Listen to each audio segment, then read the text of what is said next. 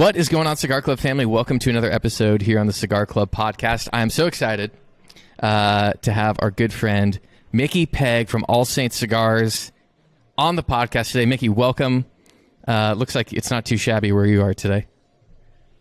Yeah, I'm here at the All Saints compound in Avalon, New Jersey.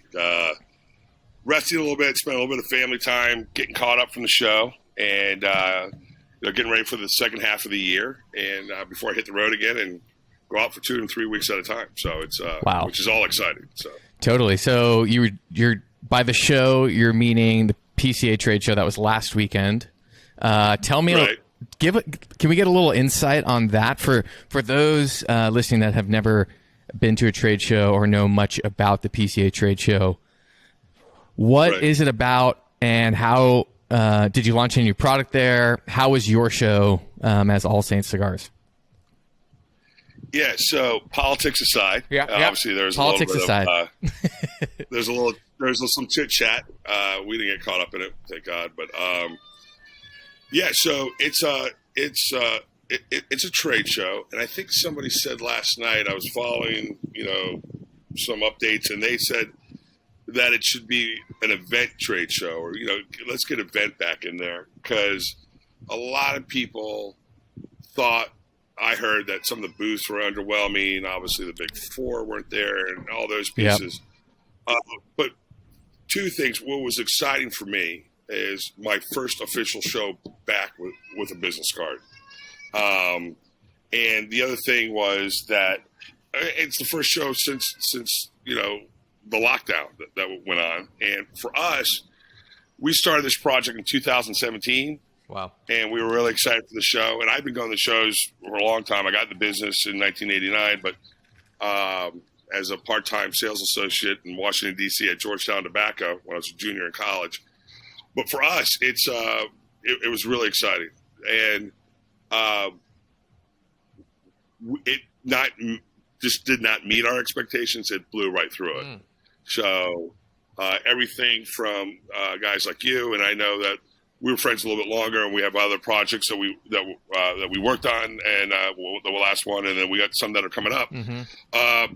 But it's just meeting a lot of new friends and getting introduced to my new friends from my old friends in the industry when I did it before. So for us, it was really exciting. Feedback I heard from a lot of people is they were really excited for the show, and it exceeded their expectations as well for a lot of people. Well, that's good. And that's what it's about, right? Connecting with those new people that you haven't met, building those relationships. I mean, even on a very small scale with TPE, where we first really met and connected back in May, I always love those shows for that, meeting those new brands. We spend a lot of time talking with the brands that we work with and visiting them wherever they're located. But there's nothing like meeting a new brand face to face, shaking hands, tasting product, talking, really cutting even past just, hey, we'd like to put an order in, and getting to know somebody. So I always found that so fascinating with trade shows, when you can take time to actually sit and chat and hang out and get to know each other. A lot of stuff happens from those conversations. So I always, I love going to those. I love being in person in a lot of events. You can't beat that. Grabbing a cigar, grabbing a drink, grabbing dinner with a lot of these amazing brands. But and that's one that face to face is one of the reasons that attracted me to the business years ago. And for me to have my own brand now is just amazing. So it's and again, it's that face to face, that excitement. I like to travel. I like hearing news stories. I like telling my story. Yep. And I might steal part of your story and wrap it into my story. I'm not afraid to do that. Don't let the facts get in the way of a good story. But no, it's just something we're really excited about. Yeah. So. And all right, before we dive into any good questions or a little bit about you and All Saints and your history in this industry, which goes back well beyond the beginning of All Saints, tell me what you're smoking. And I've got something cool too. I am actually smoking our Dedication Commandant, which is a Toro size, and it's made in the Tavacusa factory. And this was a blend that I had worked on years ago. Didn't pass muster when I was on that blending team, and I'm glad it didn't. because it's the response has been tremendous. With the San Andres wrapper from the Tarrant family in Mexico, and filler and binder are Nicaraguan. Wow. And I've got one that everybody watching is very familiar with because it was just featured in the Cigar Club box, but the Solamente. Smoke them while you got them. Smoke them while you got them, huh? So that was what? So this was your first cigar, though, right? That you brought to market? Yeah. Somebody was trying to say, "Oh, it was lost and found," and I go, "No, it was forgotten and then oh shit." Basically, that was a blend that we started on. We started on 2017, and my game plan was to be down the factories in 18. So the political climate wasn't good to be down there. So I go down to 19, finally go down to 19, and we finished 4 blends. This is the first of the 4. And Amica, or Amilcar Perez, as most people know him, and that's Rocky's partner in the factory down there, kept saying Solamente, these 15,000 cigars, the 5x58. We didn't get everything done because everything came to a hard stop in 2018. Got it. And he kept saying Solamente. So I'm texting. I'm down in the factories, and I'm texting my partner, Frank Leo, and I'm like, try to trademark that. I don't know if you can, because Solamente means only in Spanish. Right. And Nimish was with me, and he started laughing. He goes, "Oh, I'm glad you did, because I was going to try to steal it." I'm like, "Take the name. I could care less." The funny thing is, it's not a Puro. That's the first question I get. We were just so excited to get a name, get it trademarked, get it out there. That cigar has the Habano wrapper from Ecuador on it. And which is just a beautiful wrapper, by the way. Yeah, I love it. 5x58 gets a little bit outside my smoke ring gauge, but that thing is just so delicious. And we're almost out of them. And I think your guys got the last batch. Sweet. There's a couple that I promised to reserve for the people that helped me in the early start during COVID. Obviously, I didn't have a trade show, and I still traveled in the D.C., like Northern Virginia to Philadelphia area. Cool. Well, to hold on to them for a little bit, but they're all spoken for or out the door. Matter of fact, I got to make sure that I have archived a couple. And by the way, people that put down cigars forever, smoke them. Smoke them if you got them. They age out. Yep. Don't get these things already accidentally have been aged for like 3 plus years from the time they were finished. And this cigar, I think this is the largest ring gauge we've shipped in probably the past year. We generally cap it around a 54, but when we smoked this cigar, that all went out the window because it has everything. It's complex. It's rich. You taste a lot of that Nicaraguan tobacco that's in it. And so far, the feedback that we've got on this cigar has been amazing. And I know we've already started talking about the next project we're going to put in the box and the next one and the next one. Right. And something I love to do is not only are we going to introduce Cigar Club to new brands, but also to new people. And that's why I think this podcast is such a great outlet to have you on to hear about you and your story. So that way when people are smoking these cigars, they can put a face to them, right? And they know the person who's behind this. So, Mickey, can you tell us a little bit about your start in this industry, leading up to All Saints? Sure. You got an hour?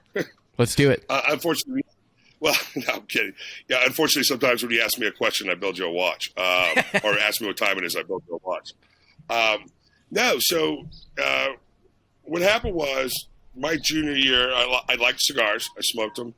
But remind me to tell you the Cincinnati story. Yep, I got it written down here. Because that's something I found out after I got in the industry. So I used to I interned for a U.S. Senator in Capitol Hill, Washington, D.C. And if you did a good job, you didn't have to pay interns back then. Now you have to. But you didn't care if you get paid because you were trying to get your resume ready when you got out of college. Mm-hmm. People want to see your trajectory and that you have something, that you've done something besides just go to college. I was fortunate enough to play sports and be involved with student government and all that other stuff at Catholic University where I went. But anyway, so what he would do is give you a fistful of cash. We didn't have Ubers. We didn't have Venmo. And you took that cash and you literally went down to Georgetown Tobacco. You picked up cigars for the senator. And that money was to pay for your cab ride there, cab ride back, and the cigars. And there was always a couple bucks left over, and that was for you to keep. Now, when you brought the cigars back, for the senator, if somebody didn't show up that he was going to have in the room to have a meeting or whatever, you got to sit in. And there was a couple times where I got to sit in, and he was on the phone with the president of the United States. I think it was NAFTA at the time, and they were trying to get that vote. Wow. And a lot of senators were, do I vote for my constituents or on behalf of them? Right. Meaning, do I think for them or do I give them what they want? On that. And I'm sitting there, and I'm a junior in college, and I'm sitting there in this office, the president on speakerphone, smoking a cigar, and I'm like, this is pretty cool. So, but who was the president at the time? That was Bush. Cool. Bush Senior. Okay. And so fast forward, I was popping into Georgetown Tobacco so much, and I was actually going in and buying my own cigars at this point. They offered me a job, and of course, it was part-time. You got some free cigars. You paid wholesale for the extra ones, and I didn't collect a paycheck for a couple of years just because all my money was going back into the cigars. Yep. We had a timesheet. You'd write them on the back of the timesheet, and that's where I got my start. And that's and then that's where it morphed. And from there, I was chasing. I was going to go to Wall Street. Didn't do that, basically because I didn't get a job. And I was working on Capitol Hill in various jobs where you got like these paid staff assistant jobs, which was actually really good money, but they'd only guarantee you for 9 months. And then, they tell you got 3 months before you're off the payroll, go find another job. And then if you got appointed with somebody, you're only as good as the elected official that you were working for. So I did stuff. I did advance for the White House, did a lot of really cool stuff. Finally, I fell in love with my wife, and I'm like, I've got to get a job that I know that the paycheck's going to keep coming in. And I got offered to go work for Davidoff as an area sales manager. And I ended up covering Maryland down to South Carolina because footprints were big back then. And they were going from a broker to a direct sales force. So this is how this industry has really kind of morphed over the last 30 years.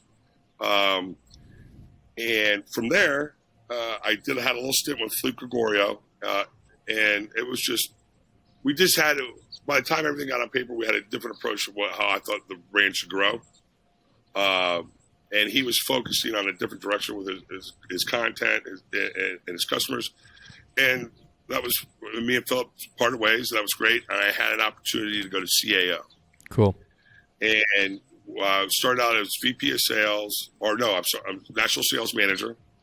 And then got on the blending team with Tim Oskner and John Huber, who's now with Crown Heads.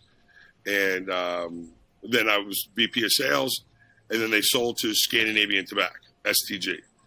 They sold to them a year later. They rolled it into General and moved everything from Nashville, Tennessee to Richmond. And I was the first to go. So, and then within 1 year, everybody else was gone in leadership. A couple sales guys that I had hired stayed on for a while, like Ed Trevino is now with Crown Heads, and a couple of guys have gone on to other places. Barry Bennett went on to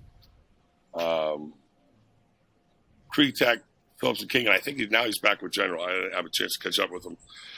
And I panicked, to be honest with you.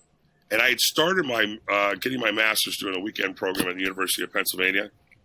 So I said to my wife, we're moving back to Philadelphia because I moved my whole family to Nashville. Okay. And I got a job in the financial world and basically sold mutual funds via retirement plans to business owners for a company called Lincoln Financial. So I spent a whole year getting all my licenses, studying the markets, everything. And when I hit the streets finally a year later, selling mutual funds is like selling cigars.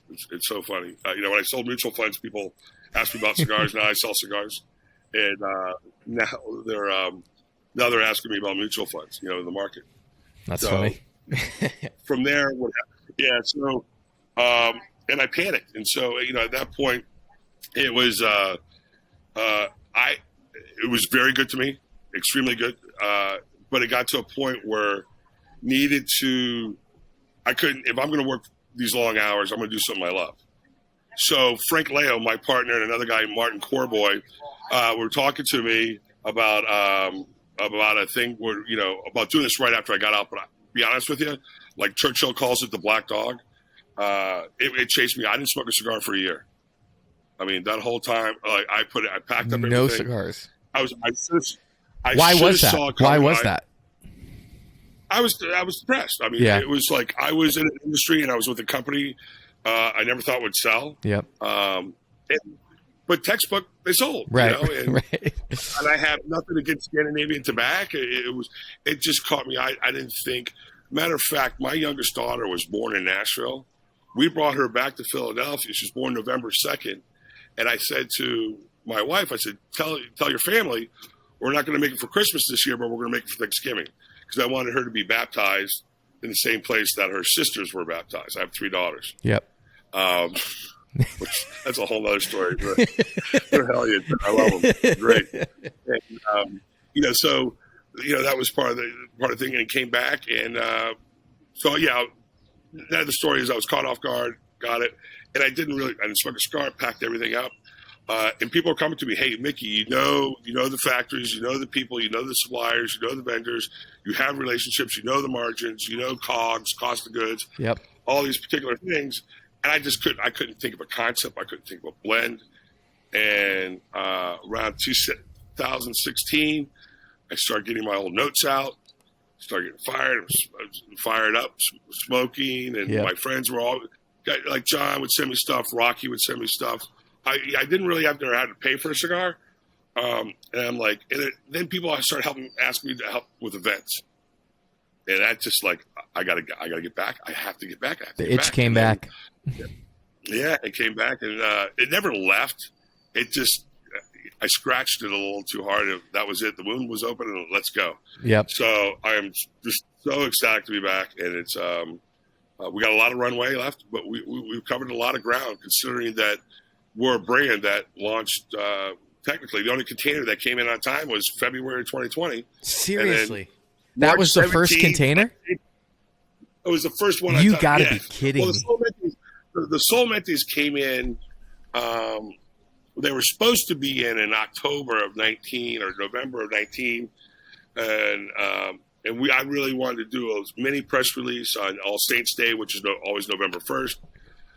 They didn't get in time, and I was just going to go to a handful of my old retailer friends and say, hey, please carry my cigar. I'll be in to help sell it, get it back out the door. We got to get our feet wet, figure out our invoicing, all these other type of things. It just didn't really get in time, and I was able to get on a couple shelves, got to about 20 accounts. And then February, this container comes in, March 17th, St. Patty's Day, one of our favorite saints, if not our favorite. We thought it'd be a great day to do a press release, and then obviously, what happened from there. Wow. So what a way to start. Yeah. And we went stagnant, not stagnant, but like a hot hold for about 60 days. The good news is all the capital that we had out there was in our tobacco. Yep. So stuff was aging anyway. So there's so we weren't really overspent on that. And then from there, I just went out on the road and just got COVID testing. I tell the story. My first COVID test cost $58. My last one was $150 because they kept climbing. That supply and demand was there. And what I did for those 2 months, because I got into the Philly area, because I live in Havertown, right outside of Philadelphia. What happened there was my friends were calling and saying, hey, Mickey, I want a box of your cigars. And I said, okay. And I would deliver them. I need your credit. No, can I give you cash? I'm like, no, give me your credit card number. And what I would do was run the invoices to the closest retailer and then call that retailer. Nice. I would deliver it, call that retailer. They would run the credit card. The funny thing was Dave Mayer at Wooden Indian, who was like a half a mile from my house, goes, are you going to invoice me? And I'm like, can we get through a week of my deliveries? I'm not going to invoice you. Can I give you one invoice instead of 12? He goes, okay, but I already got my money. I know you're starting your business. I go, Dave, you're a sweetheart, but you're going to clog the system. Let me invoice you like once a week or something like that. So that was great. Everybody was supportive. Wow. It's hyper local, hyper guerrilla marketing. And then I just got on the road and went, and we got to about 120 accounts. So about maybe 130, 140 stores. And then now we're like at 150, maybe 175. I was on the phone with Frank just before you could talk about when we talk offline about the next project. Yep. And he goes, I'll have the final numbers over you. He's still logging the stuff in and all those pieces. So, man, and that's a quick. No, that's a great timeline. No, because I think it's so important to see like people's journey in cigars to how they go to open and launch their own brand, because there's always the pieces of their story that make so much sense. Right. Talk a little bit about. And we can tell a story. I'm sorry. Go ahead. No, I want to know the details of the factory that you work with, which you can answer this, of course, but is Tabicusa the only factory that you work with, and why there? How was that decision? Was that just based off relationship, past experience there? Did you interview a bunch of factories? I wish I could only tell you one story at a time, but it's a combination of all those things. So I'm basically everything I learned in grad school, throw it out the window. Yep. Except when you get to the spreadsheets. I'll be honest, I'm still Robbie Levine's old model of Ashton. One partner in Central America, one partner in DR. We don't have a partner in DR. Will we work at DR one day? Absolutely. That's where I cut my teeth. Yep.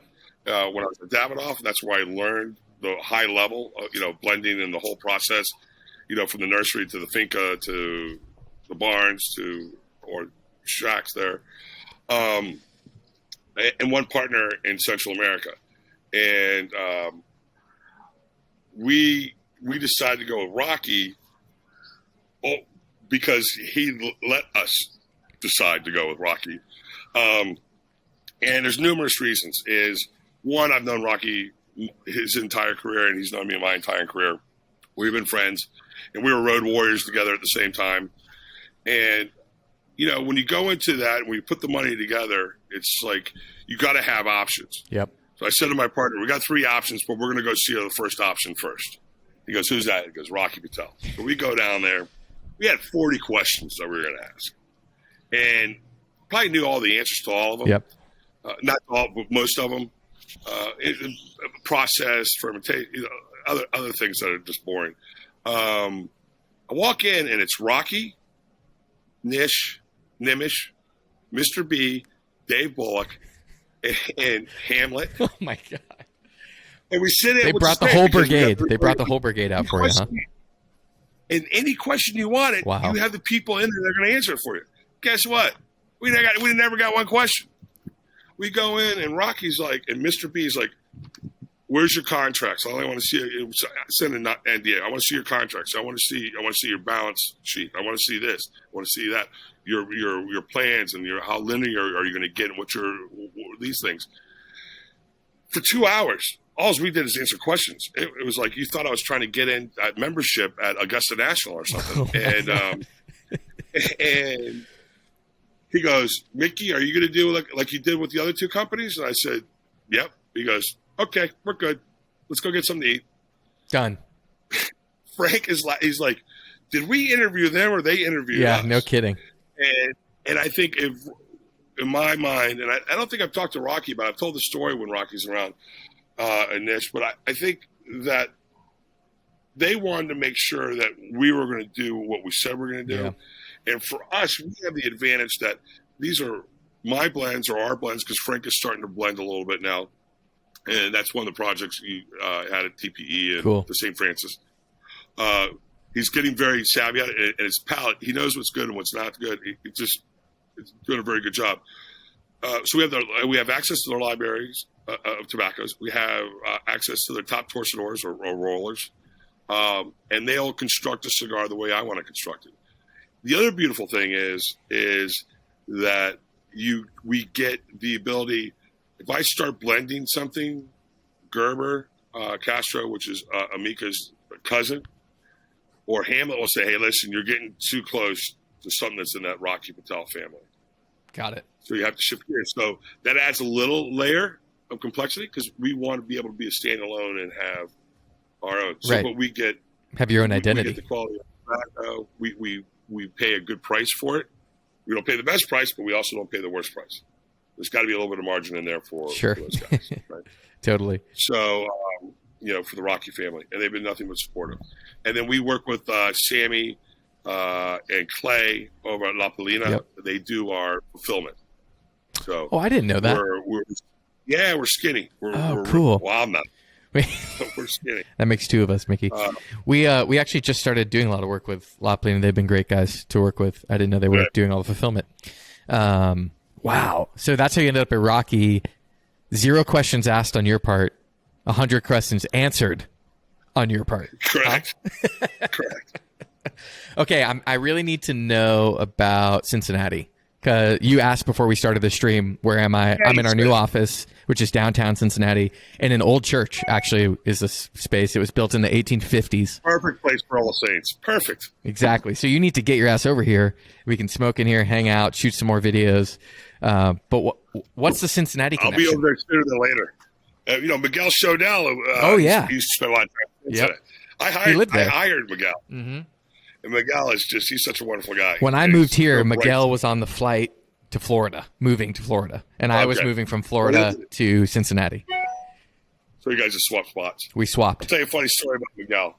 So basically, I found a lot of I affectionately called them rhinos. I got a lot of people that were around the industry, were in it. I didn't get too many retreads, like somebody that came from another company. If I did, the company got bought out, and a great, representative was put out to pasture. My whole thing is, within a month of being at CAO, you better know the blends, which is very easy. I'm just talking, wrapper, binder, filler. Yeah. Know the shapes, and know the MSRP at a certain point. Or I'd really climb up your ass if you didn't know it. And the guys will tell you that. I interviewed Miguel because he was such a CAO fan and really loved Tim Osgoner and all those guys.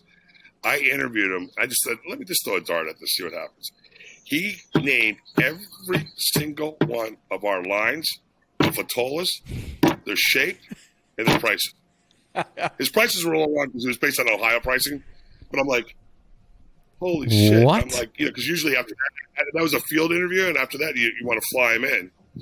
So we ended up flying him in, and what he didn't know is he already had the job. Oh, he my had to go God. through the formula. Right. This guy's job. And we already kind of knew that because, Tim had already kind of pointed that, found him and that. So, but Cincinnati, so years after I get in the industry, from my mom's side of the family, my mom's mom came over from Germany. And then my great-great-great-grandfather or great-great-grandfather, my mom's dad, Schwartz without a T, Schwartz, came over. Schwartz, yeah. The family's like, we're not Schwartz, we're Schwartz. Whatever. But They came in, and my uncle found an old picture of a tobacco shop, and it had 5-cent cigars in the window. Schwartz Tobacco that was in Cincinnati. Yeah. And I was alive when my great-great-grandmother was alive, Grandma Stump, and there's a street that's named after her until she passed away when I was she lived to be 105. Wow. So I think I was like 4 or 5, whatever. But they saw that somebody in our family has a picture of the old water pump in the front yard. The whole street had indoor plumbing, which she would still go out to the front yard and go pump her own water. So basically all my German side of the family emigrated to Cincinnati. Yep. And then went up to Michigan and then down to Florida. So, and where we are located is essentially in Over the Rhine, which is where a lot of German immigrants moved and settled. And I drive by, I think, 2 places that still have either United Cigars or Havana Ray or something cigars with the 5-cent logo still on the old brick buildings. I see them every single day. And I always think like that would be the ultimate place for us to move our office to. But the smoking laws are so chaotic here that if we're attached to anything, we can't smoke inside. So we went with a standalone place. But I drive by I know exactly what you're talking about. Maybe not the exact one, but I drive by 2 of them all the time. And I'm like, I never knew there was a history of cigars here. Well, here's the funny thing. I go to Benji Menendez and I go, can you date this picture within a certain period? He goes, yeah, but it was. He could tell by other names that were in the window. He goes, it was well after the 5-cent cigar. And I go, well, why was it still on there? He goes, this paint was so expensive, nobody took it off. They just left it. They just left it. Wow. Yeah. So, which was really interesting. No, totally. And then my uncle Jimmy played football for the University of Cincinnati when they were a top 20. Bearcats, baby. The Bearcats. Nipper Stadium. Let's go. Wow. I can't believe you're so connected to Cincy. I love this place. We just moved up here about 2 years ago, but it's been a really nice change from I need to spend more time there. Growing up in South Florida. It's quite different. People, scenery, buildings, everything. So different. I'm really curious, Mickey. I grew up in Daytona Beach, Florida. Who the what? Say that again? I grew up in Daytona Beach, Florida. Oh, nice. I was in like north of Fort Lauderdale area. A suburb of Fort Lauderdale, I guess you could say. What we obviously I've smoked a ton of Solamente, and I'm going to butcher this, dedicación. Or a lot of people just call it dedication. We called it dedication. That was the first line I took to market and really wanted to tell a story. Yeah. I love telling stories. Same. As you can tell. And every vitola in there told a story. So dedication was to all the mentors in my life and all the people that really had an impact in my life. And I wanted to do it in Spanish simply as a nod to all the people in the fincas and the factories that work so hard, you know, to bring this kind of creation to light. So our Berkey, which is our Robusto, is named after David Berkebile, who just turned 81 years old, 56 years in the business, Georgetown Tobacco, the guy that hired me. The Toro is called Commandant, and it's because I finished up high school at a place called Valley Forge Military Academy, right outside of Philadelphia in Wayne, PA. And more importantly, my partner went to the Air Force Academy. He served our country. So it's a little nod. Wow. My Commandant there had a big impact on me. And we gotta get Frank to tell his story, but he avoided his Commandant, and he thinks that's why he never got in trouble, and that's why he was so successful in his business acumen. And then the Huge is a 6x60 round. It's the only round that we have. Well, we have one more because I call everybody Huge. So, matter of fact, you'll see people either call me Huge in the industry, Huge or Hugo. Hugo because when they go to text Huge in a text, it auto corrects to Hugo. So that's just stuck. You are Hugo. Yeah. And I got names from college, boarding school, whatever. And then our 7x48, our Churchill is box press is called Coach.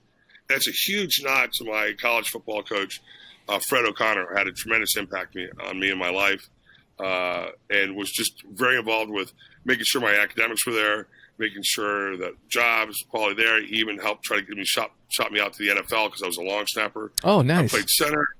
I was started at center all 4 years, long snapper, and then junior and senior year played defensive line. So, which you could do in Division III. Yeah. So, yeah. And then also to all our mentors, because some mentors I call coach. So that was that story. But the funny thing is, we added a torpedo. It's kind of like a Bellicoso torpedo. I wish I had one to show it. It's a 5x54 round. It's got a nice mouthpiece on it. And I'm in Woodland Indian. And Todd Beisel's there, the whole staff. And I go, shit. I go, guys, I got a name of this Vitola. Like, I got to keep it in the line. I don't know what to call it. But I just can't call it torpedo or Bellicoso or whatever. It's got to be, the line tells a story. Yep. And it takes up, they're 10 over 10. So they take up a little bit of footprint. He goes, why don't you just call it the Pope's hat, which I should know.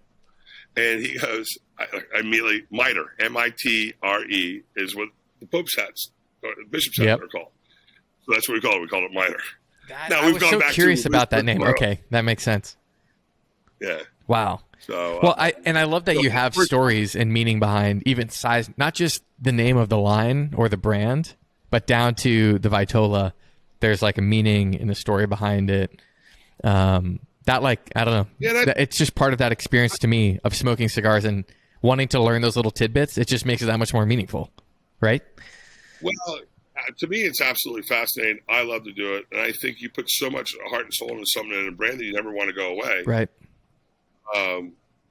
put the effort into it. Just like and a lot of brand owners and manufacturers do that. Yeah. So it's not. We're not at a point where like trademarking does create some challenges. It absolutely does. Sure.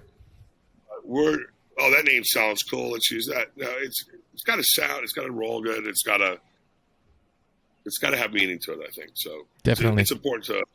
It's important to us. Absolutely. When you're sitting down to make a blend, right?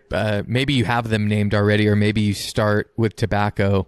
Can you talk a little bit about your process in two ways? One, what are you looking for from a flavor standpoint in a cigar? Like, what does Mickey go into a factory and try and create? And then how do you come up with a brand name? Do you do brand name and then you go blend it, or do you blend it and then assign a brand to it? The old days we had stuff trademarked. So you had the names and you went and made cigars for those. We're starting to build that arsenal is very tough and very expensive. Yeah. And if you let it overwhelm you, it will overwhelm you. So for us, we're more concerned with the blends. Some of these blends I'd come up with years ago. Matter of fact, this one originally had a Sumatra wrapper on it. And I went with the San Andres, and then everybody at the show, everybody's talking about Sumatra wrappers. Yep, so, yep.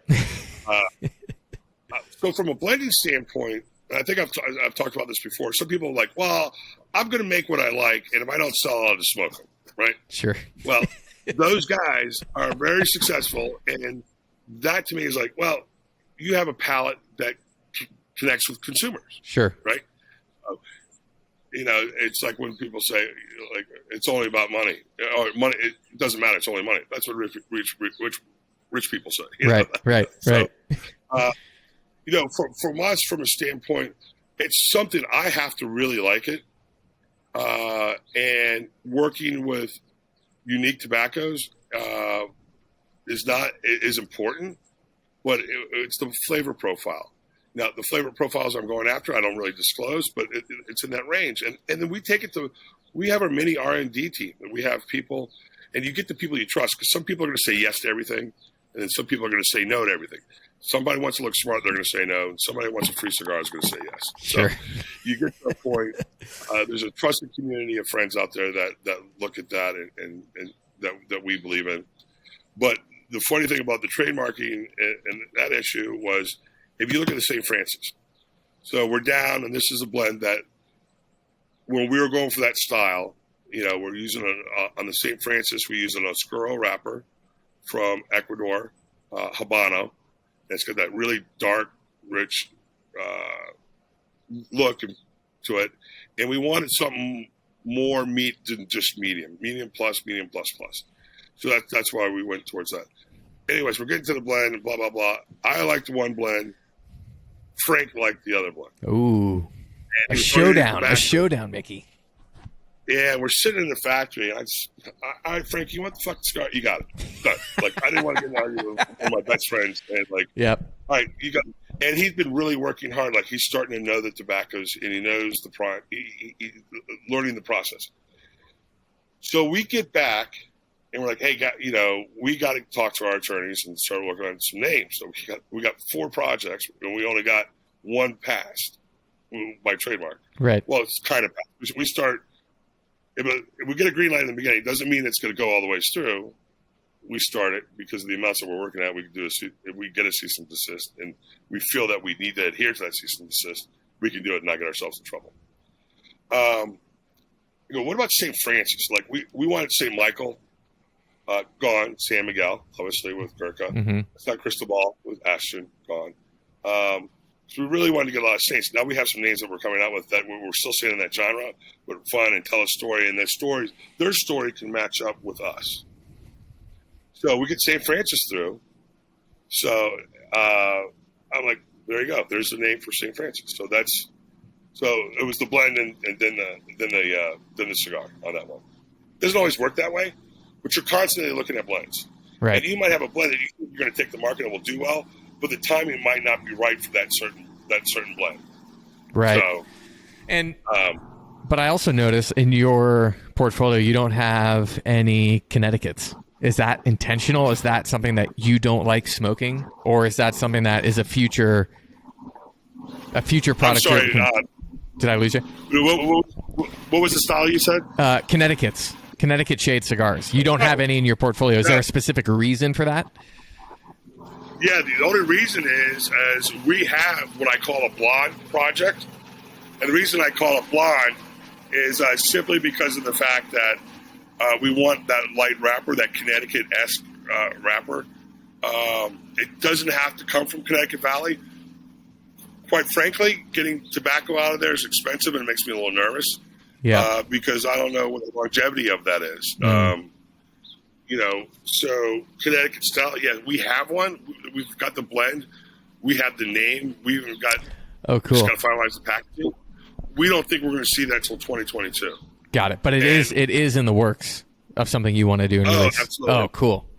Yeah. Oh, we want to do a mild, creamy cigar that's distinctive, that people can smoke it at all kind of levels and go, that's an All Saints. Wasn't there, and then now we are there. Yeah. It's just we're in the queue, so to say, because we would make that one in Honduras. Okay, cool. The Pairings factory that has. So I'm still in the Rocky family. Okay, I'd imagine. I want everything because I smoke everything in a sense. Right. That on strength, not just about body. I think we were talking about body at one point. I want something. Oh, it depends on my mood. Yep. You know what I mean? So I just don't like. Hopefully, I don't pigeonhole us with our blend styles. So I'd imagine it's pretty. I don't know. Surreal when you start to see a lot of people smoking a cigar and cigars that you've made that you've spent a lot of time on and built and risked a lot on to launch. Does that ever get old? I mean, you've been doing your own brand for almost 2 years now, right? Yeah. And you see people online smoking them, or you're in a shop, or you're doing an event. What is that part of being a brand owner like? Like seeing people enjoy them? Nerve-wracking. Yeah, every time. It's like anybody. You want to be on stage, and then when you're on stage, it's like, oh shit, get me off. Yeah, right. Yeah, because you want to make sure that you're delivering a quality product. When you do that, you're responsible for their response in the sense that for their enjoyment or what happens with them with that cigar. Mm-hmm. They invested in us. They paid $9.50 to $10 to spend an hour and a half with me and our company, whether I'm there or not. And time is valuable, and for people that have time to smoke a cigar and do that, and they're picking up and smoking one of your cigars, you're responsible for it. Like, you're responsible for their mood, everything. Yeah. So it's exhilarating but nervous at the same time. Yeah, I could see that. Wow. Is there, with Solamente specifically, since everybody listening to this has had it or has one sitting in their humidor, I don't know if you're big into pairings or not, but do you have any big recommendations for Solamente on like what you would pair it with? So because I'm doing it with coffee right now and it tastes really great. Well, like Jose Blanco spoke to that, and he liked it from the start, but he has a certain espresso that he likes, and he wants that espresso for him.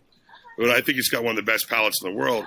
He uses an espresso to help open up those flavor profiles that he does. Everybody has something. I personally love that. I love Cuban coffees, but when I'm tasting, I don't want to do that. Destroys your palate. It can compete. Mm-hmm. I go through a lot of club soda, and a lot of baking powder. Just brush your teeth real quick. Is that your reset? Because I've been at some factories where they hand you unsalted peanuts, and they're like, "Here, eat these to reset your palate. Drink some water." I haven't heard baking soda. Yeah, and club soda, bubbly, anything. Yeah, baking soda for your breath, your teeth, everything. Just take your toothbrush, wet it in there, brush your teeth. A dentist taught me that years ago. So wet toothbrush. Put some baking soda on the thing. Like in a little jar or something, and then dip it in. Tap it in there. Sorry about the background. No, it's all right. Just tap it in there and then brush your teeth. So. Wow. Okay, noted. That's a new one. We always try and I always try and share anytime we have people who blend on.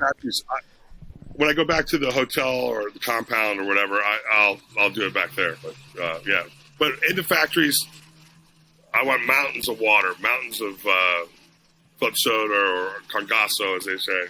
there because I think that for me is what I use. Yeah.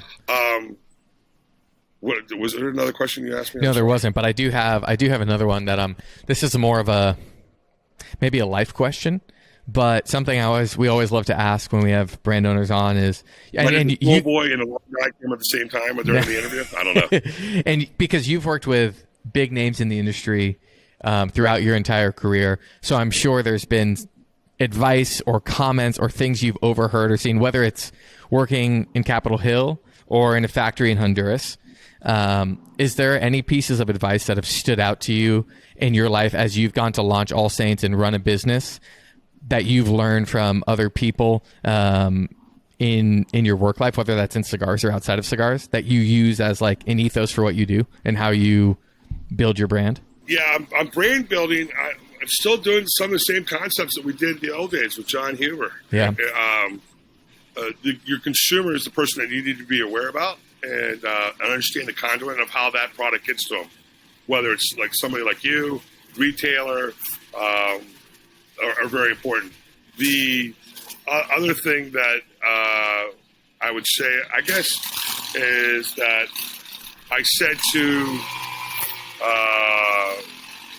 one of our investors, we have small investors, and he said to me, "What's your plan B?" And I go, "I don't have a plan B because check's in the mail." I'm all in, so double down.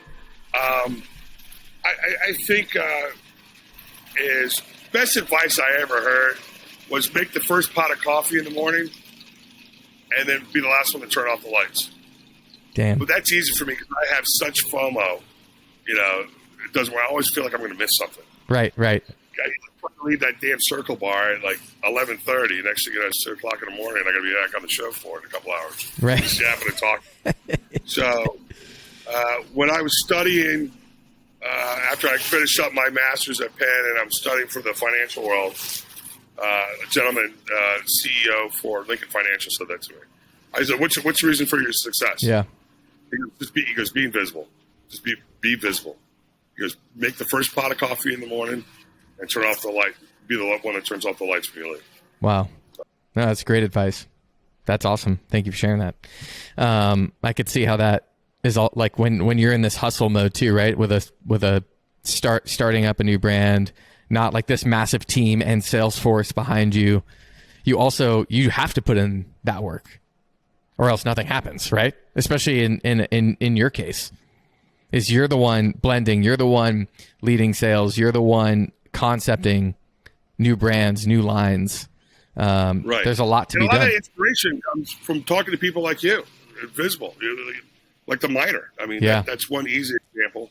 Another one was a great one was this guy, Dr. Elko. He's a motivational speaker, and I get into that sometimes, and I don't, whatever. He had a saying, and he was with the Alabama team when they were winning as a consultant to come in and talk to the players. His big thing was, and I tell it to my kids all the time, so what, now what? You had a great day? So what, now what? What are you going to do to have a second great day? Mm-hmm. You had a really crappy day. No way you could think you recover. So what, now what?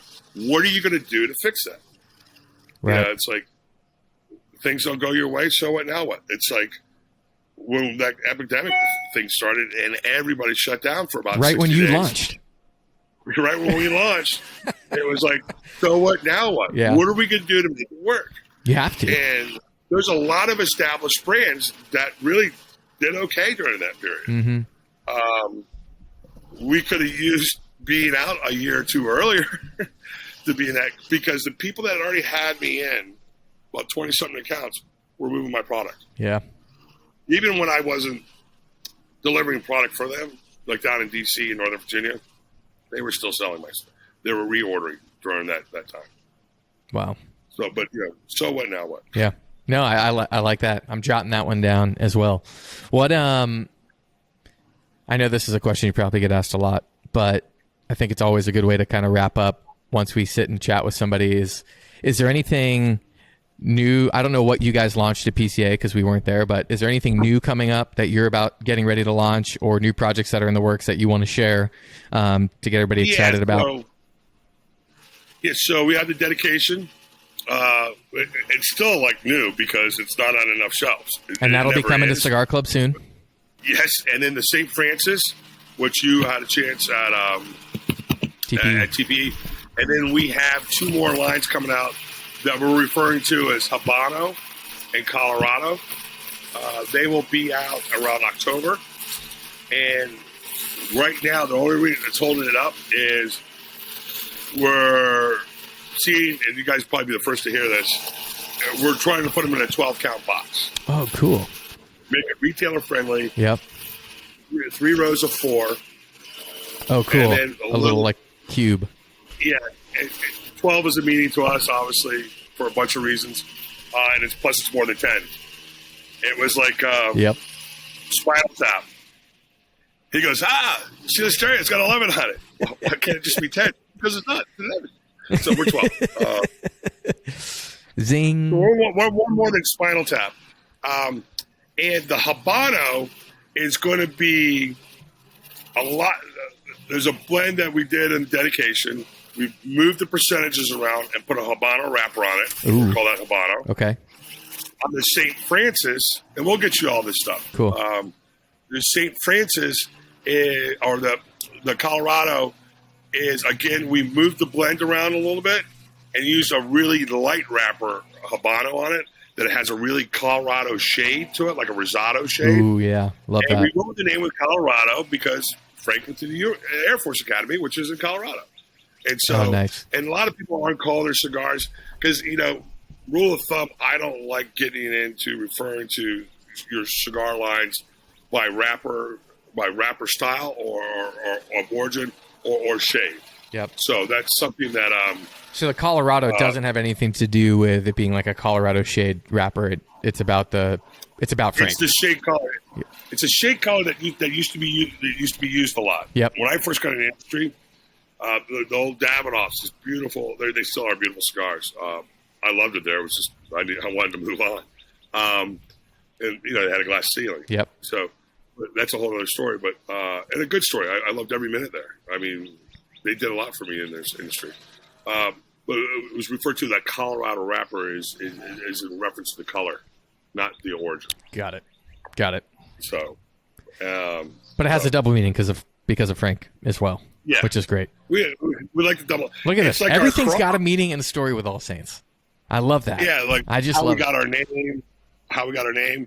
The St. James Cross that we use on here. Yep. Right.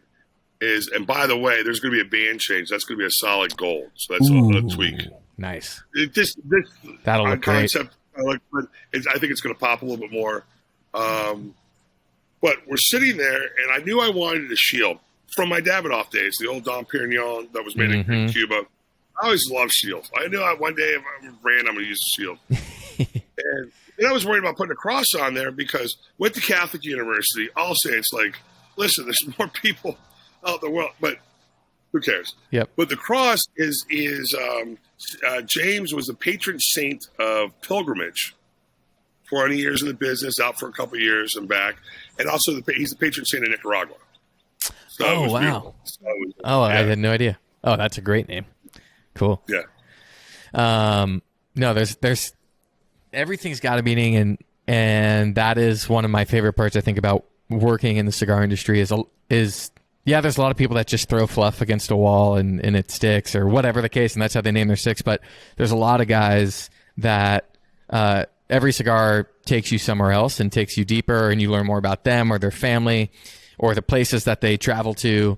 And when I'm smoking a cigar and I know all of that info, it transcends where you are. It becomes a moment you can have with yourself that is still special.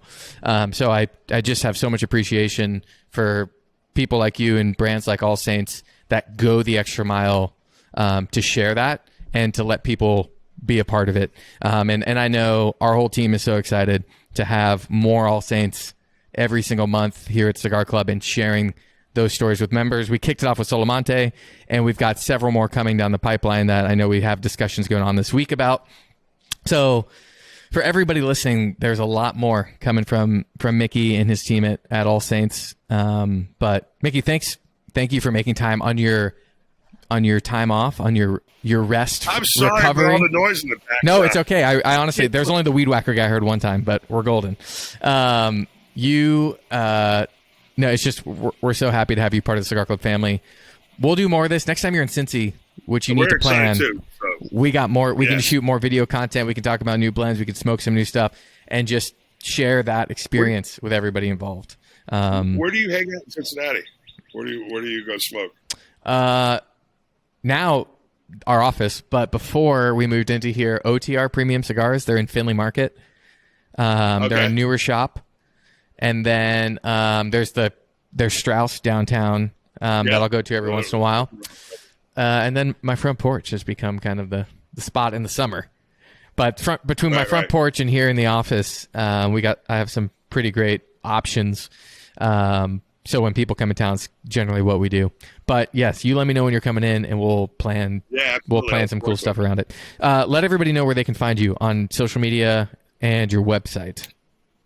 Yeah, so Instagram, Twitter, which we don't spend much time on. Try to spend more, but Instagram and Facebook is at All Saints with an S, Cigars with an S. Cool. All Saints Cigars. And our website is allsaintscigars.com. Beautiful. So we're pretty up to date with our podcast and the information on our blends and our stories. If they're not, they'll be up soon. So we really we're still getting caught up from the show. So okay, which is a good problem. Yeah, absolutely. All right. Well, you guys heard it here. Make sure you check out All Saints. And like I've said numerous times, the next several times you open a box, you'll see one hopefully in there, and you can enjoy these stories in smokable form, if you will, from what Mickey and his team are blending up.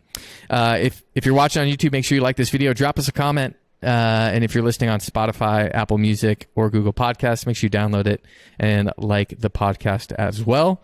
Mickey, thanks again. This has been awesome. I've learned so much. I know everybody listening has learned so much about you and All Saints. Until next time, Cigar Club family, we will see you back on the podcast. Happy smoking.